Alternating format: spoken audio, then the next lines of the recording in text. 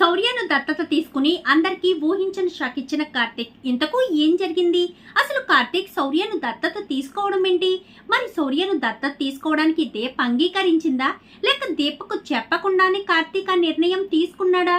అసలేం జరిగిందనేది వీడియోలో చూసి తెలుసుకునేద్దాం. కార్తీక దీపం ఇది నవవసంతం అప్కమింగ్ ఎపిసోడ్స్ లో ఏం జరగబోతుందో ముందుగా తెలుసుకోవాలి అనుకుంటే వీడియోని లైక్ చేయండి, ఛానల్ ని సబ్స్క్రైబ్ చేసుకోండి, పక్కనే ఉన్న బెల్ సింబల్లో ఆల్ పై క్లిక్ చేయండి. ఇలా చేయడం వల్ల అందరికంటే ముందుగా చూడవచ్చు. మొత్తం మీరు చూసుకున్నట్లయితే ఇంకా ఫాదర్స్ డే ఫంక్షన్లో దీప గురించి శౌర్య తన తండ్రిలా ఊహించుకుని నాకు ప్రతి దాంట్లో కూడా తోడుగా ఉంటుంది మా అమ్మాయి, హ్యాపీ ఫాదర్స్ డే అమ్మా అంటూ ఇంకా శౌర్య చాలా చక్కగా మాట్లాడేసరికి కార్తీక్ కూడా చాలా బాధ కలుగుతుంది. దీపను ఇంత బాధ పెడుతుంది, శౌర్య ఇంత బాధపడుతుంది. అసలు నరసింహ ఎలా ఎందుకున్నాడు? దీప శౌర్య సంతోషంగా ఉండాలి అంటే వాళ్ళకు తోడుగా నేను ఉండాలి. నేను ఉందాము అంటే ఇటు నరసింహ అటు జోష్న ఇద్దరు కూడా నన్ను ఇబ్బంది పెడుతున్నారు అనుకుంటూ బాధపడుతూ ఇంకక్కడ బాధను చూడలేక, ఎందుకంటే నువ్వు ఎక్కడే ఉన్నావు అని నాకు తెలుసు కార్తీక్ అంటూ శౌర్య మాట్లాడే మాటలు వింటే నేను అక్కడే ఉండడం వల్ల బయట పడిపోతాను, అలా బయటపడితే దీపకి కదా ఇబ్బంది అని చెప్పి అక్కడి నుంచి అయితే కార్తీక్ బయటికి వచ్చేస్తాడు. ఇంకా శౌర్య గురించి ఆలోచిస్తూ కార్తీక్ కారు నడుపుతూ ఉండగా వెనక నుంచి ఎవరో పెద్ద ఆయన వెళ్తూ ఉండడం చూస్తాడు కార్తీక్. ఈయనెక్కడో చూసినట్టు అనిపిస్తుంది అని చెప్పి కారు స్లోగా ముందుకు పోనిచ్చేసరికి కారు అద్దంలో దాస్ అయితే కనిపిస్తాడు. మామయ్య, దాస్ మామయ్య కదా అని చెప్పి కారులో నుంచి దిగి చూసేసరికి దాస్ మామయ్య అని చెప్పాను కానీ కార్తీక్ నువ్వా అని చెప్పాను కానీ అవును మామయ్య, నువ్వేంటి ఎలా వెళ్తున్నావు? నిన్ను చూస్తే నాకు ఒకటి గుర్తొచ్చింది. అసలు నువ్వు ఎక్కడికి వెళ్ళిపోయావు మామయ్య? చిన్నప్పుడు ఎప్పుడో నాకు ఒక విషయం చెప్పావు, జోష్న నీ మరదలు కాదు అని. కానీ ఆ విషయం గురించి అడుగుదాము అంటే నువ్వు తర్వాత నాకు కనిపించలేదు. అసలు ఏం జరిగింది మావయ్య? నువ్వు నాకు ఏదైనా నిజాన్ని చెప్పాలనుకుంటున్నావా? ఆ నిజాన్ని చెప్పకుండా దాచిపెట్టావా అంటూ ఇంకా కార్తీక్ నిలదీసేసరికి అదేమీ లేదులే కార్తీక్ అని చెప్పాను కానీ లేదు మావయ్య, నువ్వేదో నిజాన్ని చెప్పావు నాకు, కానీ నాకు అప్పుడు చిన్నతనం కాబట్టి నేను అర్థం చేసుకోలేకపోయాను. అది మాత్రం నా మైండ్లో అలానే ఉండిపోయింది. జోష్న నీ మరదలు కాదు అన్న విషయం అయితే నాకు క్లారిటీగా అర్థమైంది. అందుకని కదా జోష్న మీద నాకు ఎలాంటి ఫీలింగ్ కలగడం లేదు అని చెప్పనేసరికి చెప్తాను బాబు చెప్తాను, ఇక్కడ కాదు అంటూ ఇంకా కార్తీక్ అయితే రా మావయ్య అంటూ ఇంకా వాళ్ళిద్దరూ కలిసి ఒక రెస్టారెంట్కి అయితే వెళ్తారు. ఇప్పుడు చెప్పు మావయ్య అని చెప్పనగానే ఇంకా ఇద్దరికి కూడా కాఫీ ఆర్డర్ ఇస్తాడు కార్తీక్. అయితే చెప్తాను బాబు చెప్తాను, ఈ నిజం నీకు చిన్నప్పుడే చెప్పాను, కానీ అప్పుడు నువ్వు అర్థం చేసుకునే వయసు లేక నువ్వు అర్థం చేసుకోలేకపోయావు. నిజమే, నేను చెప్పింది నిజమే, జోష్న నీ మరదలు కాదు అని చెప్పనేసరికి ఏంటి మావయ్య ఏంటి నువ్వు అనేది?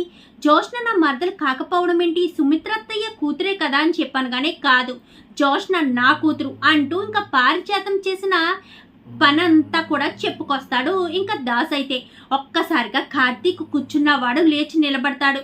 ఏంటి కార్తీక్ షాక్ అవుతున్నావా అని చెప్పాను కానీ అందుకనేనా మామయ్య నాకు జోష్న అంటే ఇష్టం లేదని పారుకి చెప్పినా కానీ పారు కావాలని జోష్న నాకు ఇచ్చి పెళ్లి చేయడానికి ఇంత తాపత్రయపడుతుంది అని చెప్పాను కానీ మా అమ్మ ఏ ఉద్దేశంతో జోష్నని తీసుకెళ్ళి అక్కడ పెట్టి ఆ ఇంటి వారసురాలని బయటకు తీసుకొచ్చేసిందో నాకైతే అర్థం కాదు. కానీ ఇప్పుడు నువ్వు చెప్తున్న దాన్ని బట్టి నీకు పెళ్లి చేసి ఇంటి వారసురాలిగా ప్రకటించడం కోసం ఇదంతా చేస్తుందనిపిస్తుంది అని చెప్పాను కానీ మరి సుమిత్రత్తయ్య కూతురు ఎక్కడుంది మామయ్య నీకు తెలుసా అని చెప్పాను కానీ తెలుసు, నేను ప్రతి క్షణం ఆ క్షణం నుంచి కూడా తనను గమనిస్తూనే ఉన్నాను, ఈ క్షణం వరకు కూడా తను ఎక్కడుందో అన్ని విషయాలు నాకు తెలుసు అంటూ ఇంకా దాసు చెప్పేసరికి ఎక్కడుంది మామయ్య నా మరదలు ఎక్కడుంది అని చెప్పాను కానీ తను ఎవరో కాదు, ముత్యాలమ్మ గూడెం నుంచి వచ్చింది కదా దీప, కుబేర్ పెంచిన దీపే ఆ దీప అని చెప్పాను కానీ కుబేర్ కూడా ఈ మధ్యనే చనిపోయాడు అని చెప్పనేసరికి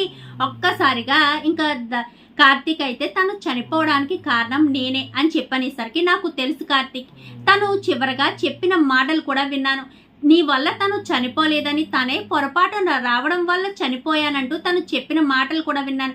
ఎందుకంటే ఎప్పుడైతే అమ్మ ఒక మనిషికి దీపను అప్పచెప్పి చంపేమని చెప్పిందో ఆ క్షణం నుంచి కూడా దీపను గమనిస్తూనే ఉన్నాను. ఇప్పుడు మీ ఇంట్లో ఉంటుంది కదా అవుట్ హౌస్లో, తనే నీ మరదలు దీప అని చెప్పనేసరికి ఒక్కసారిగా కార్తీక్ షాక్ అయిపోతాడు. చాలా థ్యాంక్స్ మామయ్య అనగానే ఈసారి నా ప్రాణం పోయినా ఎటువంటి ఇబ్బంది లేదు కార్తీక్ అంటూ ఇంకా అక్కడి నుంచి దాస్ అయితే వెళ్ళిపోతాడు. దాస్కి కొన్ని డబ్బులు ఇచ్చి కార్తీక్ అయితే నేరుగా ఇంటికి వెళ్తాడు. ఇంటికి వెళ్ళి ఇంకా కాంచనకి జరిగిన విషయం అంతా కూడా చెప్పుకొచ్చేస్తాడు. ఏంటి కార్తీక్, ఏంటి నువ్వనేది అని చెప్పాను. కానీ అవునమ్మా, దీపే మా ఇంటి నా మరదలు, సుమిత్ర అత్తయ్య కూతురు అని చెప్పాను. కానీ అందుకనేనా దీప కూడా నాకులాగే మాట్లాడడం, ఎదుటి వాళ్ళు కష్టాలుంటే చూడలేకపోవడం, నా మరదలు నా మేనకోడలు నా రక్తం నాకు తెలియదా, నేను ఎలా ఆలోచిస్తానో నా మేనకోడలు కూడా అలాగే ఆలోచించింది. మరి ఇప్పుడు ఏం చేస్తావు కార్తీక్? నేను ఒక మాట చెప్తాను, కాదనవు కదా అని చెప్పాను. కానీ చెప్పమ్మా అని చెప్పనేసరికి, శౌర్యను నువ్వు దత్తత తీసుకోరా, ఎలాగా దీప పెళ్లి చేసుకుంది కాబట్టి ఆ నరసింహగాడితో విడాకులు ఇప్పించేద్దాము, శౌర్యను నువ్వు దత్తత తీసుకో, ఆ పసిదానికి నువ్వు తండ్రిగా మారు అని చెప్పనేసరికి, సందర్భం వచ్చింది కాబట్టి చెప్తున్నానమ్మా, నాకు జోష్న అంటే అస్సలు ఇష్టం లేదు. ఈ విషయం నేను పారుకు కూడా చెప్పాను. పారుకి చెప్పినా పారు కావాలనే తన పుట్టినరోజు నాడు జోష్న నేను పెళ్లి చేసుకుంటానా అని తను నాకు ఇష్టం లేకపోయినా మాట ఇచ్చేటట్టు చేసింది అని చెప్పాను. కానీ అంతకు మించి చేయకపోతే ఏం చేస్తుంది?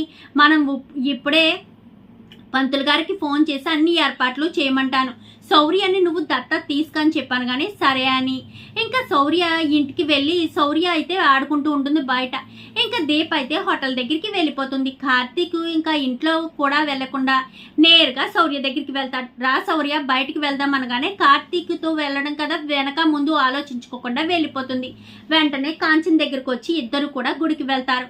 ఇంకా అక్కడ పంతులు గారితో శౌర్యను కార్తీక్ దత్తత తీసుకుంటాడు. ఇంకా ఇద్దరు కూడా బొట్లు పెట్టుకోవడం, ఇద్దరు కూడా పట్టుబట్టలు కట్టుకుని ఇంటికి వస్తారు. ఇంకా కాంచన్ కూడా ఇంటికి వస్తుంది. ఏంటి కార్తీక్, ఎక్కడికి వెళ్ళారు అని చెప్పాను. కానీ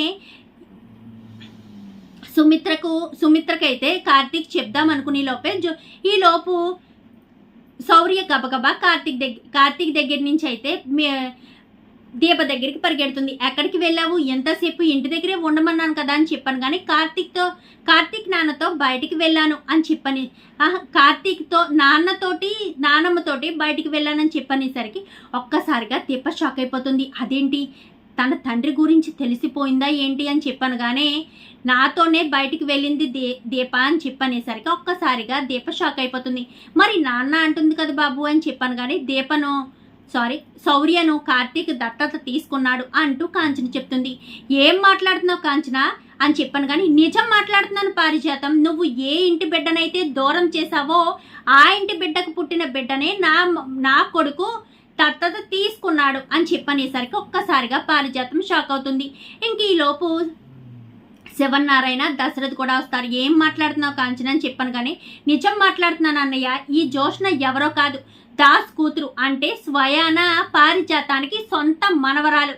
అందుకోసమనే కదా కార్తీక్కి తనకి పెళ్లి చేయాలని ఇంత తాపత్రయపడుతుంది. మన ఇంటి వారసుడు నా మేనకోడలు ఎవరో తెలుసా, ఈ దీపను చిన్నప్పుడే చంపాలని ప్రయత్నించింది అని చెప్పనేసరికి నువ్వు అబద్ధం చెప్తున్నావు అని చెప్పాను. కానీ అబద్ధం నేను చెప్పట్లేదు, నీ కొడుకే స్వయాన నా కొడుక్కి నిజం చెప్పాడు కాబట్టి నేను చెప్తున్నాను. నువ్వు చేసిన తప్పు సరే, నువ్వు జోష్న నీ మనవరాలు కాదు అంటే జోష్న మీద ఒట్టేసి చెప్పు, జోష్న నీ రక్తం కాదు అని చెప్పాను. కానీ ఎందుకమ్మా ఈ ఒట్లని పారు అంత కూడా తెగిస్తుంది. వెంటనే డాక్టర్ని పిలిపించామనుకో, సుమిత్ర అత్తయ్యకి జోష్నకు డిఎన్ఏ టెస్ట్ చేస్తే ఎలాంటి ఇబ్బంది ఉండదు, ఎందుకంటే నెగిటివ్ వస్తుంది. దీపకు సుమిత్ర అత్తయ్యకి డిఎన్ఏ టెస్ట్ చేస్తే పాజిటివ్ వస్తుంది. అప్పుడు నిజాలు బయట పడిపోతాయి కదా అని చెప్పి ఇంకా కార్తీక్ అనేసరికి చేయించమంటావా నిజం చెప్తావా అంటూ శివన్నారాయణ అడిగేసరికి ఇంకా వెంటనే పారిజాతం అయితే నిజం చెప్తుంది. ఒక్కసారిగా జోష్న కూడా షాక్ అయిపోతుంది.